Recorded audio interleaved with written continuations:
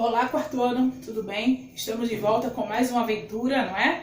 Hoje nós teremos a continuidade, né, na nossa aula de história.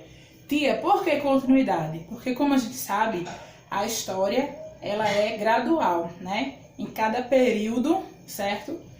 Acontecem fatos que vão levar a novos fatos, a novos acontecimentos. Na aula passada, nós aprendemos um pouco sobre as capitanias hereditárias, não é? Que foram aquelas divisões que aconteceram no Brasil, não é? Onde pedaços de terras foram doados para 12 pessoas, certo? O Brasil foi dividido em 15 lotes de terra e esses 15 lotes foram doados para 12 pessoas chamadas de donatários e eles eram responsáveis por administrar, não é, esse pedaço de terra e também gerar lucro para a coroa portuguesa. E hoje nós vamos dar continuidade à nossa aula de história estudando sobre governo geral. Eu coloquei aqui no quadro alguns pontos que nós vamos ver na nossa leitura, tá certo? Por exemplo, eu coloquei aqui os 4 principais objetivos do governo geral e coloquei também o nome dos governadores gerais, tá certo? Para a gente poder conhecer. Então vamos lá. Os 4 principais objetivos do governo geral são esses aqui, ó. Defender a colônia dos invasores franceses. Vocês lembram que eu falei sobre a invasão, né, dos holandeses, ingleses e franceses também, tá? Eu creio que os invasores franceses foram que se destacaram, né? Por isso que a colônia precisava ser defendida deles. Combater os indígenas e a sua resistência, porque houve uma tentativa de escravizar os indígenas, né, e de tomar suas terras, mas eles lutavam, né? Como eu falei em aulas passadas, eles lutavam para garantir o seu direito de permanência e de uso da terra.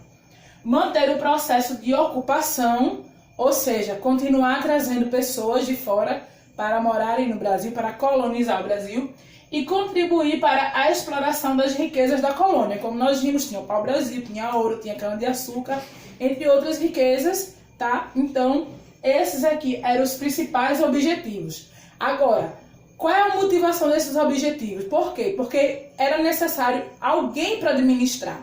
Não adiantava traçar esses planos se não tivesse alguém para coordenar. Então foram escolhidos alguns governadores gerais. E os 3 principais são esses aqui, ó. O primeiro foi chamado de Tomé de Souza, certo? O governo geral, deixa eu ver aqui, ele passou, né, a vigorar a partir de 1549, tá certo? Daqui a pouco eu vou falar mais sobre isso. Então, eu creio que foi a partir daí que Tomé de Souza começou a agir, né, a trabalhar, né, nesse tipo de governo. O segundo governador geral, chamado Eduardo da Costa, ele entrou em 1553 para substituir Tomé de Souza, tá bom? E o terceiro, chamado Mendes Sá, que ele começou a lutar aqui, né, a trabalhar nessa causa a partir de 1558. Agora que nós já vimos alguns pontos, né, dessa forma de governo, nós vamos estudar um pouco mais detalhadamente. Eu queria convidar vocês a fazerem a leitura comigo e as atividades da página 41 até a página 43, tá certo? Coloquem a data no seu livro, dia 8/6, tá bom? E concentrem-se na leitura para que a gente possa aprender mais um pouco da história do nosso país, tá bom? Vamos lá. Diante do fracasso das capitanias hereditárias, o rei de Portugal passou a instalar o governo geral, como a gente acabou de ver. Sabe em que ano? Em 1549. Que aconteceu porque o rei não poderia tomar de volta as terras doadas aos donatários. É aquela história, deu tá dado, né? Então ele dava as terras para os donatários, mas ele não podia tomar de volta. Então ele criou essa forma de governar para poder, como é que eu posso dizer, se manter, né? Mandando, né? Resolvendo as coisas, tá bom? Entretanto, todos os donatários deveriam obedecer ao governo geral. Olha aí, ó, a esperteza dele. Eu não posso tomar as terras do donatário, mas eu posso criar um governo superior aos donatários e os donatários agora vão ter que dar satisfação a essa forma de governo que seria o governador geral, tá? Que representava o próprio rei, ou seja, esse governador geral, ele era o secretário do rei, digamos assim. O que ele falasse, o donatário tinha que fazer, porque é como se fosse uma ordem vinda do rei, tá bom? Sendo a autoridade máxima da colônia. Assim, o governo geral foi instalado na Bahia, que ficava no meio das capitanias, certo? Salvador foi fundada e passou a ser a primeira capital do Brasil. Hoje em dia, a capital do Brasil é Brasília, mas a primeira capital do Brasil foi Salvador, que hoje é a capital da Bahia, tá certo? Vamos lá. Juntamente com o governador-geral, trabalhavam para o funcionamento da colônia o ouvidor-mor, responsável pela ordem e justiça, o provedor-mor, responsável pelo dinheiro, e o capitão-mor, responsável pela guarda e defesa dos territórios. Vamos entender, vamos reler essa parte aqui para a gente não esquecer. O ouvidor-mor, ele era responsável pelo quê? Pela ordem e pela justiça, tá bom? O provedor-mor, responsável pelo dinheiro. O que entrava e o que saía, ele era a pessoa, né? O cara que mandava, né? Tá bom? E o capitão-mor, responsável pela guarda e defesa dos territórios, ou seja, pela segurança, tá certo? Então, nada que se referisse à segurança era feito ou acontecia sem passar por esse funcionário, tá certo? Juntamente com o governador-geral, né, trabalhavam eles três. Agora, continuando. Todos que viviam na colônia deveriam colaborar com o governador-geral nos seus 4 principais objetivos, que são esses daqui. Vamos reler? Defender a colônia dos invasores franceses, combater os indígenas e sua resistência, manter o processo de ocupação, tá? E contribuir para a exploração das riquezas. Ok. Entendido isso, agora a gente vai entender mais um pouco sobre quem são os governadores gerais. Como eu disse ali no quadro, o primeiro governador geral é Tomé de Souza, tá certo? Ele foi o primeiro governador geral. Ele chegou à colônia com 130 soldados, 90 marinheiros e vários trabalhadores, carpinteiros, pedreiros, farmacêuticos e médicos. Ou seja, ele não veio só. Ele trouxe companhia, né? Ele trouxe gente para trabalhar com ele e para ele, tá bom? Também vieram com ele 6 padres jesuítas, sob a direção do padre Manuel da Nóbrega, que deram início aos processos de catequese dos indígenas e de educação no Brasil. Além desses, Tomé de Souza trouxe 400 degregados, homens que haviam cometido algum crime e que tinham de cumprir o desterro, ou seja, condenados a viver fora de Portugal. Então, ele trouxe 400 criminosos. Veja que coisa triste, né? O Brasil virou aqui, entre aspas, né, um depósito para pessoas que cometiam crimes. Será que era isso?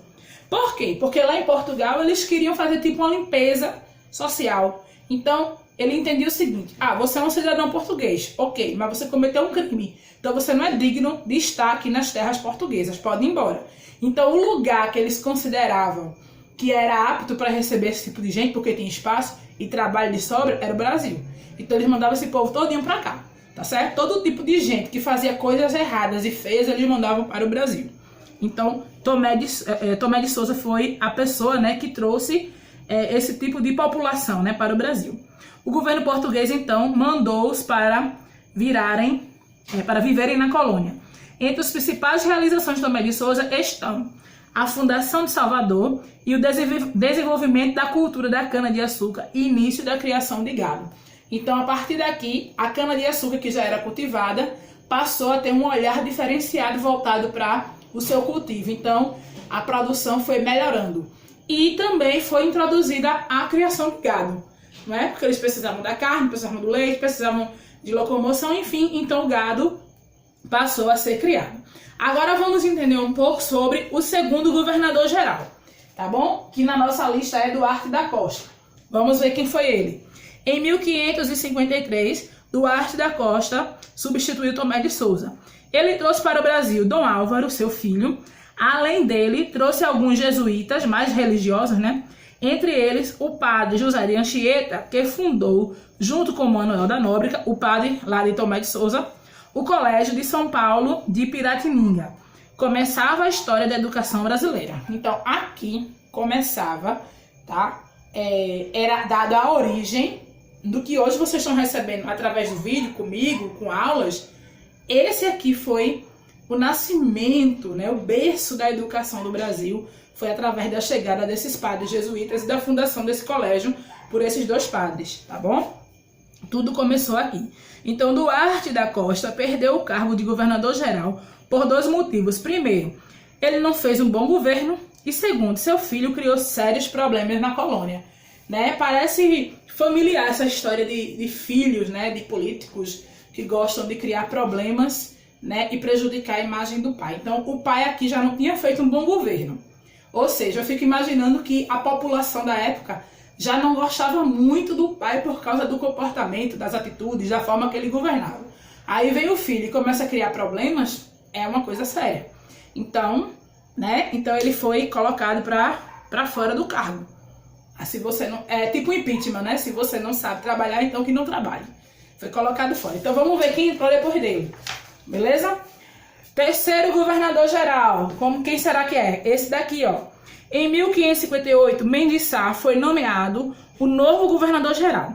Ele conseguiu resolver os problemas deixados por Duarte da Costa, com a ajuda de seu sobrinho, Estácio de Sá. Combateu e expulsou franceses que haviam se instalado na colônia. Após lutas, foi fundada a cidade de São Sebastião do Rio de Janeiro, atual Rio de Janeiro, que é o estado e também tem a cidade, que é a capital do mesmo estado, com o mesmo nome, tá certo? Durante o seu governo, Portugal passou a enviar para a colônia muitos degregados, ou seja, se já tinha gente errada chegando, criminoso, bandido chegando lá no início, agora que está começando a chegar mesmo, né? Está começando a aumentar, se Portugal ficava livre, né, dos seus criminosos, tá bom?